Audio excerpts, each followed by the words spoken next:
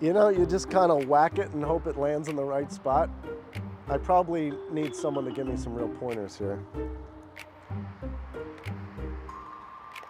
Not bad. I'm usually terrible at this. You play so much. I usually putt like Happy Gilmore. Let's see if I get a hole in one.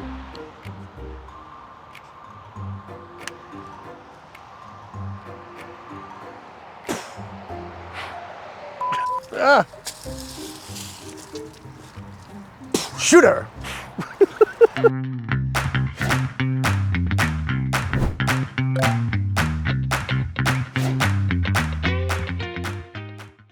Same lake, 6 different towns, completely different ways of life. Maine has over 6,000 lakes and ponds, but there's one stretch of inland Maine, roughly between Portland and the White Mountains, where lakes and towns cluster so tightly together that people have given it its own name, the Lakes region. And at the center of it all is Sebago Lake, the second largest lake in Maine and one of the defining features of southern Maine life. Today, we're looking at the 6 towns that sit directly around Sebago Lake, and more importantly, we're answering a question that comes up constantly for people considering a move out here. Which one is actually right for you? Because here's the thing, these towns share the same water, the same region, and in some cases, the same zip code, but they don't share the same identity. The difference between living in Windham and living in Sebago isn't just a few miles, it's a completely different relationship with what lake life actually means. One thing worth understanding before we get into it, this region is seasonal in a way that's hard to fully appreciate until you've lived it. Maine already has one of the highest rates of seasonal housing in the country. Roughly 19% of homes are vacation or second properties. Around Sebago, that number hits harder. In a town like Casco, a year-round population of about 3,700 can swell to nearly 15,000 in summer. That kind of swing doesn't just affect traffic, it shapes local economies, school systems, housing costs, and what it actually feels like to live somewhere in January versus July. So Sebago Lake's pretty big, right? It's the second largest lake in Maine. It's about 12 miles by 6 miles. So it's pretty big. You don't always make it across the entire lake, but there are some spots that people tend to go to. The Sandbar at the northern part of Sebago Lake, Kettle Cove, Sebago Lake Basin, a little bit calmer water because sometimes you get the wind that kicks up and you have to get out of the big lake and get a little protection. I love going to all of the different areas because each one offers something different and they do feel interconnected, yet different. You might come to Naples because you want to walk the Causeway and enjoy some of the smaller shops. Or you might want to get away from things over in Sebago. Maybe you want to go to Windham because you need to pick up a whole bunch of things. Maybe you have to go to Home Depot, you need to buy some wood, or whatever you need to get, you can get in Windham without having to drive all the way to Portland. So let's go town by town. 6 towns, same lake, very different lives.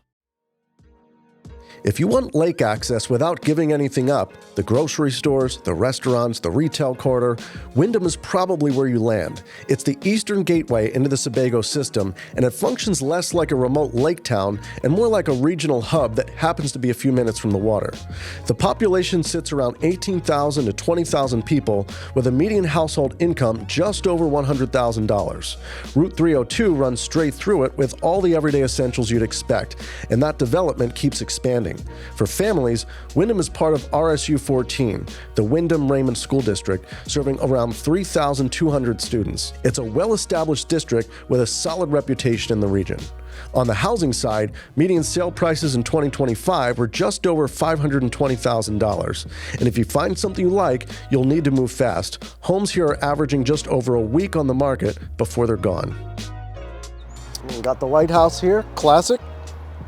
A good place to get a feel for the more recreational side of Windham is Seacoast Adventure, a spot that captures the more tourist-facing, activity-driven version of Lakes region life. Mini golf, go-karts, a busy summer energy. Let's see if I get a hole in one.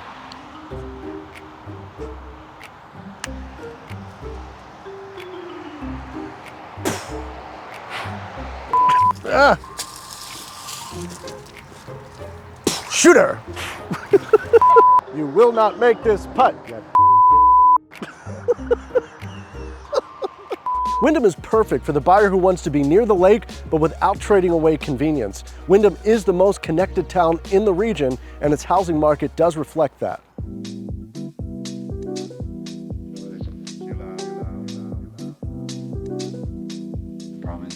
Raymond feels like a different world. The town extends into Sebago Lake through the Raymond Neck Peninsula, a 5-mile stretch of land that pushes directly into the water. That geography shapes almost everything about life here. The shoreline is largely residential and low density. The roads get quieter. The pace changes. In summer, places like Tasseltop Beach become a local anchor for swimming and lake access. Beyond the water, there's a serious trail network. The Raymond Community Forest alone covers over 300 acres of protected land managed by the Loon Echo Land Trust. And Rattlesnake Mountain gives you some of the best elevated views of the lake region, especially in the fall. Raymond's year-round population is just over 4,500, with a median household income around $88,000. Home prices sit in the mid to high 500,000s, the highest median sale price of any town in this group at just under $545,000, and homes typically take a few weeks to sell. Raymond is for the buyer who wants a more private, nature-forward version of lake life without fully disconnecting from the Windham corridor. You're paying a premium, but you're buying something different. Cross to the western side of Sebago and the tone shifts. Standish is quieter than Windham, more spread out, and noticeably less commercial. It sits along the western and southwestern edge of the lake system with around 10,600 year-round residents spread across nearly 80 square miles. That's a lot of land for a relatively small population, and you feel it. The median household income here is just over $82,000, and home prices in 2025 were sitting just under $500,000, a modest step down from Windham, with homes taking about 2 weeks to move. Standish is part of RSU 6, the Bonnie Eagle School District, one of the larger school systems in Maine, pulling together several nearby towns. There's no dense retail core here. What you get instead are local touchstones like Percy's Table, a small breakfast spot that captures the unhurried rhythm of the western side of the lake, and landmarks like the Old Red Church, which has been sitting in this landscape long enough that it feels like it belongs to the land itself. The closer you get to the lake in Standish, the more that residential, low-key character comes through. This isn't a town that's trying to be something that it's not. Standish is great for the buyer who wants that proximity to Portland. It's more affordable than Raymond and genuinely spread out. Of course, I don't just talk about Maine, I help people move here too. I'm Kyle Dennis, host of Meeting Maine and a real estate agent with Pouliot Real Estate. Maine has so much to offer: historic towns, lakes, mountains, and communities full of character. If you've been dreaming about moving, I can help make it real, guiding you through neighborhoods, homes, and all the details that matter. Let's find your place in Maine.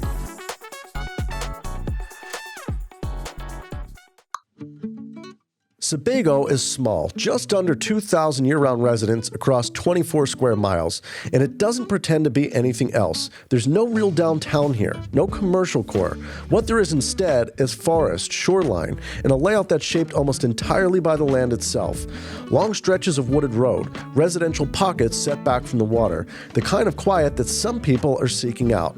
The median household income sits just under $78,000, and the housing market is in the low to mid $400,000 range, among the more accessible in this group, with homes typically sitting for about 3 weeks before selling. Sebago runs its own small school department. Sebago Elementary serves roughly 110 to 130 students from pre-K through 5th grade. After that, families enter a school choice system for middle and high school, since the town doesn't operate secondary schools of its own. For outdoor access, places like Douglas Mountain and the Tiger Hill Community Forest, managed by the Loon Echo Land Trust, are a few minutes away and offer that preserved, working landscape that defines this corner of Maine. Sebago is for the buyer who genuinely wants to step away. Lower price point, lower density, and a version of lake life where the land does most of the talking. If you're looking for a slower gear, Sebago is it.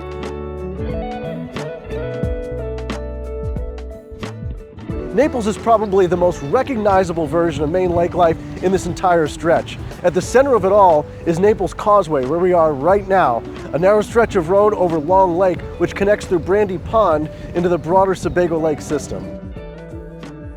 I think of Naples as like the jewel of the area. You have some commerce that you can walk around, great little shops to go in and get anything from candy to some clothing. And then you also have this beautiful lake behind you right here on the Causeway. All types of great activities right here in the area. If you're coming in the summer, plenty of things to do. 4th of July has some amazing fireworks. All the towns have fireworks. There's a cruise. We are right now sitting on the Seacoast Queen. They have a special cruise that goes out, watches the fireworks. So if you even get a chance, even if you're not here for that, try to get on the Seacoast Queen. We are actually, as Sebago Lake Lovin', hosting a concert series.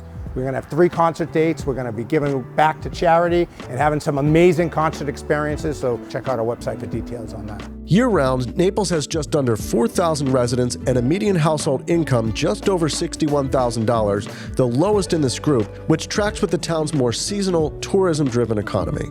Median home prices sit around $430,000, and homes are taking around 4 weeks to sell, the slowest market in the group, which can actually work in a buyer's favor. Naples is part of RSU 61, the Lake Region School District shared with Casco and Bridgeton, with students feeding into a regional system centered further north. What makes Naples feel different isn't just the Causeway, it's the accumulation of small things. Spots like Randy's Worcester Street Pizza, the campground on Sebago Lake, the way the whole town's rhythm changes with the season. In winter, it quiets down significantly. That's not a flaw. For a lot of people, it's part of the appeal.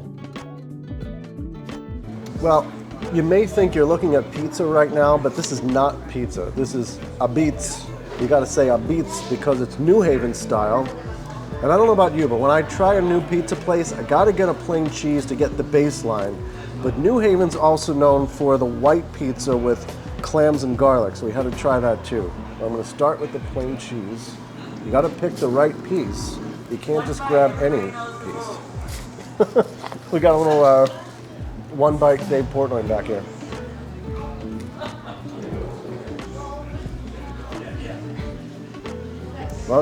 That's solid. Perfect cheese, sauce, crust ratio. You know, some places they just don't get that ratio right. They nail it. Naples is for the buyer who wants to actually live the lake town experience, not just live near a lake. If the Causeway energy in July is your idea of a good life, Naples delivers it. Just go in clear-eyed about the seasonal nature of the economy. Casco doesn't have a single defining landmark the way Naples has the Causeway or Raymond has the Neck. What it has is something a little harder to name, a quieter version of lake access spread across smaller lakes, ponds, and residential pockets rather than one central waterfront. The town sits on the eastern side of the Sebago system, sharing access with the Sebago Lake State Park, one of the main public entry points to the water in the entire region. Where my home is here is in Casco. And Casco's is this nice little community. There's not a lot of restaurants. There's not a lot of anything except you have beautiful lake. You have beautiful lake, beautiful community, and it's quiet. It's a quiet town. Year-round, Casco is home to just under 3,750 people with a median household income around $74,000. At a median sale price of around $388,000, it's the most affordable town in this group, and that gap is real. Homes are still moving, typically within about 2 to 3 weeks. Casco is also part of RSU 61, sharing schools with Naples and Bridgeton. A stop like Lakes Region Brewing captures the feel of the town well. Low-key, local, and right along Route 302, which is the main drag on the east side of Sebago Lake. Casco is for the buyer who wants genuine lake access at the most accessible price point in this group. Less commercial than Windham, less seasonal than Naples, and quieter than most. If value and peace of mind matter as much as the water view, Casco is worth a close look. 6 towns, same lake, and honestly, none of them are the wrong answer. They're just answers to different questions. If you want convenience and a fast-moving market, Windham is your entry point. If you want privacy and are willing to pay for it, Raymond is calling. Standish gives you space on the quieter side without fully stepping away. Sebago is for the people who are really done with the noise. Naples is lake life in its most recognizable form, and Casco gives you access without the premium. The Lakes region isn't just one thing, it's a spectrum, and somewhere on that spectrum is a version of this that fits exactly what you're looking for. I love Sebago Lake and in this area just because of the community. The community is, everybody supports one another here. Whether or not you're on the lake or you're out to dinner, you get to know people. And that's the important thing in life, is meeting people and having those relationships. I love to be out on the water. I take my friends and my family, and we're on a boat, and we don't have any other distractions. We're on the beautiful lake, and we're enjoying the lake, being with one another. And in the end, that's what you want in life. You want to spend time with your loved ones. If you're thinking seriously about moving to any of these towns, drop a comment below or reach out. We're based in Augusta, but work throughout Maine. And if you want to keep exploring the state with us, don't forget to subscribe for more Meeting Maine.